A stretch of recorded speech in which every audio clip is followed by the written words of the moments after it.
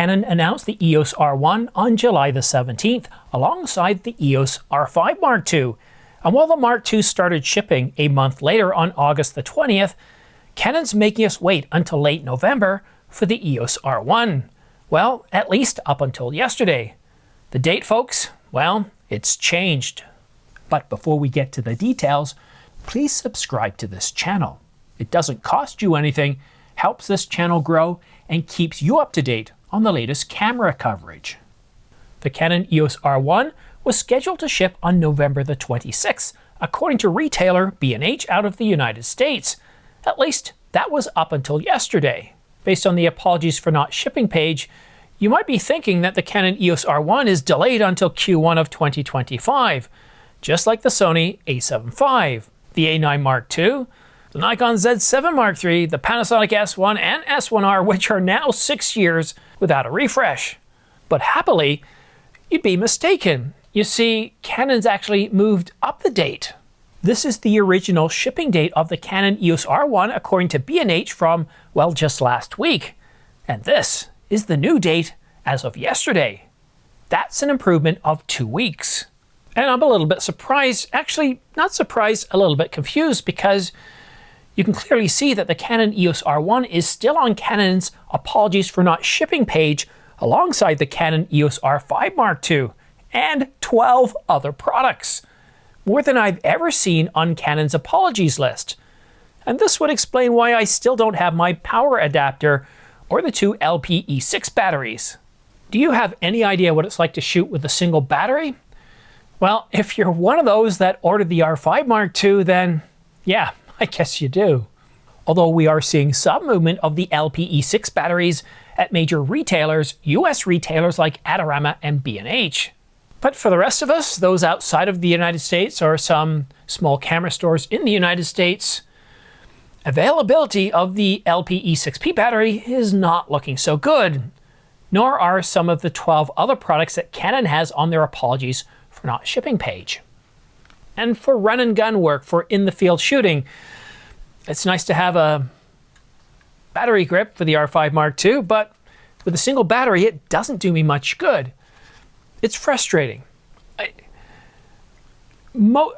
have a ton of these LPE6 and H batteries, and they're in great shape. But for some reason that eludes me, the power requirements for 4K fine is more in the R5 Mark II than it was in the Mark I. 4K 120, the same. I don't know if this is something that can be fixed in a firmware update. It kind of reminds me of the overheating on the Mark I when it first came out. A lot of people said, you know what, this is nonsense, this is silly, it doesn't make any sense, it's just artificial. And not being able to support 4K fine in the R5 Mark II does feel, well, to be honest, a little bit artificial. I mean, if the R1 could do it, come on Canon, come on, the R1 can do it. Sorry, not the R1, the R5 Mark I can do it. The R5 Mark II should be able to do it. It just, I can't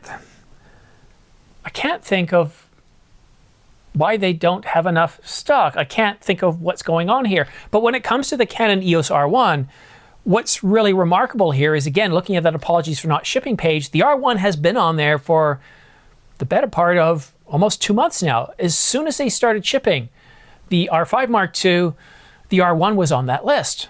So why then, and this is the big question, why would Canon move up the date from the 26th to the 24th if they're still having problems making enough cameras for everybody? Could it be as simple as quarterly earnings? Perhaps. But now it's time for something completely different. Canon isn't the only company to make a splash with a pair of announcements this quarter.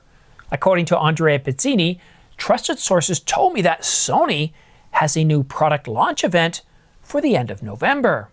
And we are nearly certainly getting a new full-frame E-mount camera and possibly a new lens. I love that. I love it when Andrea uses creative phrases such as nearly certainly. And I know what some of you might be thinking, that, you know, he doesn't know, he's just making stuff up.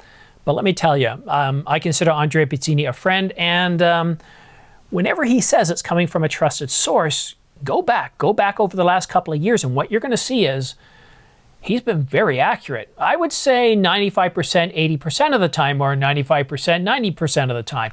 My point I'm trying to say is whenever he's predicted a new camera, he's pretty much banged it right on. Now, some of the specifications might have been off, but when he says it's coming from a trusted source, we can bank on it. The only problem here is we don't have any specifications for that new camera or the new lens.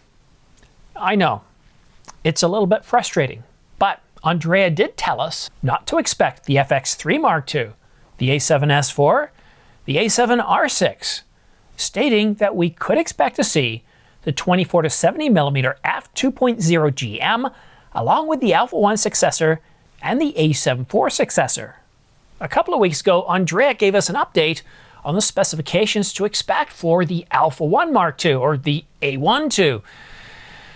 I didn't publish it for one very simple reason. He said they were wild rumors. And remember just a little while ago when he says it comes from a trusted source, bank on it?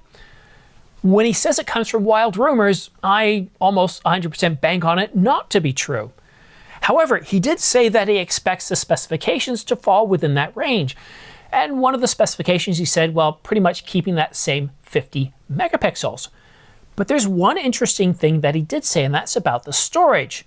And this is a big deal, that it's going to support CF Express 4.0. That's a big deal. He didn't say Type B, he didn't say Type A.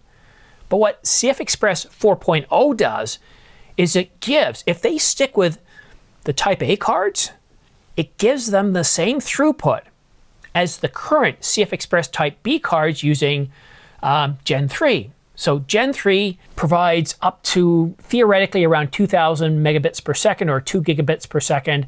What we're seeing with Angelbird with their cards, we're seeing about 1.4 gigabytes per second. It's very fast. So we could see those same speeds in a Type A, which is remarkable because it has a single PCIe lane, whereas CF Express Type B has double, 2 lanes. The R5 and the R1, they're only supporting Gen 3, not Gen 4. So that kind of gives you an idea. Canon thinks that Gen 3 speeds are more than fast enough with Type B. So if we get Gen 4 on the Sony Alpha 1 Mark II, Gen 4 Type A, well, you're going to get much higher frame rates. And we're not going to be stuck at 10 frames per second as we see with many Sony cameras. And that's a big deal. And that's where you start to benefit from that smaller size. But there is a potential problem. You might have some overheating issues. The heat generated by the CF Express Type B cards with its much faster speed definitely has an impact on the camera. And of course, the thermal dynamics. And if Sony insists on making their cameras smaller, well, we could potentially have some problems. So hopefully, Sony looks at the A1 II and says, hey, this is a professional camera. Let's make it just a little bit bigger. However, for a bit of a reality check, if we are supposed to get the Alpha 1 Mark II or the A7 IV sometime late November, you wouldn't know it from the lack of sales that are currently on. Neither the A7 IV or the Alpha 1 are currently on sale. But Nikon and Canon have tons of sales. I think the R5 Mark I is currently, well, it's either $29.99 or $28.99. I've got the latest pricing in the description down below with some 20 to 30 cameras that are on sale from Canon and Nikon. The Z8, the R5, the Z6 Mark II, the Z7 Mark II. I mean, all the way from the very bottom end, the low price cameras, all the way up to the top, we're seeing incredible prices, other than, of course, the R5 Mark II and, of course, the Nikon Z6 Mark III. But again, going back to Sony, we might not see any sales on the A7 IV or the Alpha 1.